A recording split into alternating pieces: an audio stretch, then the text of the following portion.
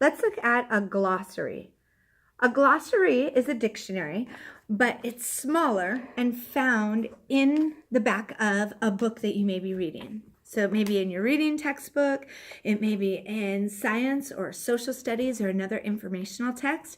It only contains the words and will define the words that you have in that book.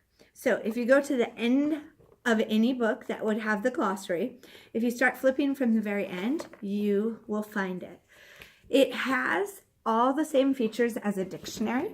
So it still has guide words, and it'll tell you this is the first word found on that page. This is conducted. The last word would be descendants. So when you're looking to find a word, you would use these guide words and decide, does my word come alphabetically between these two words? So because it starts with C-O-N, if I was looking for a word that started C-U, I know that comes after C-O, so it could be on that page. And C-U comes before D-E, so I know it could be on that page. If it was a word that started with C-A, maybe I wanted the word can, C-A-N, it wouldn't be on this page because the first word here is C-O-N. And I know A comes before O. That's the second letter because they both start with C. So when you are using your glossary, first thing you do is find the word that you know you need to look up. So we're going to use it out of here. It says, look up the word sensible. Okay? Sensible. So I go to the back where my glossary is, and I'm going to find the first letter of the word. So sensible starts with S. I want to flip to pages where I will find words with S. Okay, right here I found one. This is S-U. That's the first word on this page, but I know my word is S-E. So it has to be before that. So I'll keep looking at the guide words. Can go back.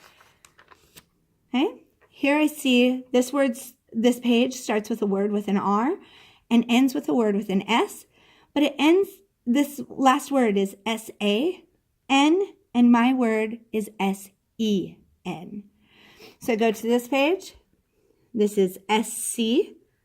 So S-E comes after S-C, so it could possibly be. And then I check this word. The last word is S-N, and I know E comes before N, so my word can be in between there. So I know that this is the page my word should be on. And my guide words here are scornfully and snickering. So now I look, the word is SC. I'm going to keep going down the list of words until I can find SE. There's SEG, but I'm looking for SEN, SEL, SEL. There's SEN, and then I'll follow along to see, is this the rest of my word? Sensible. And that's the word I'm looking for. So I look at a few different parts. Right here in the parentheses, this is spelled phonetically. This is the pronunciation, and it's telling me how do I say the word. Sensible. Sensible. This little mark right here, that's an accent, that tells me that more of my sound is going to be put on that first syllable. So I say sensible, whereas if the accent was on the end, I would say sensible. But because the accent is on the first syllable, it's sensible. I can see the syllabication. That means how many syllables does this word have? The syllables are separated by a dot. So I can see that this word has 1, 2, 3 syllables. After that, it's the entry word, the syllabication, the pronunciation, and then I have the part of speech.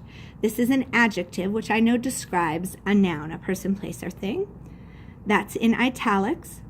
And then in regular print, that begins the definition. Having or showing sound judgment, wise. That's my definition. Back in the italics, they're using it in a sentence to give me an example. If you make a mistake, the sensible thing to do is apologize.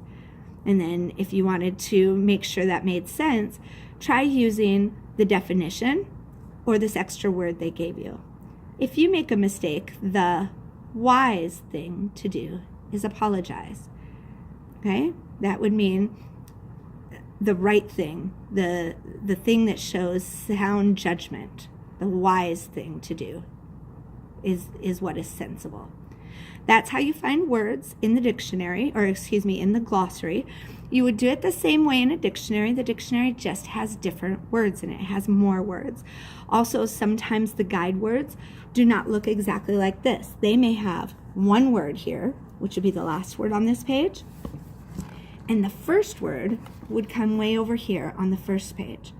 Some dictionaries do 2 guide words for each page, just like this, but they're separated.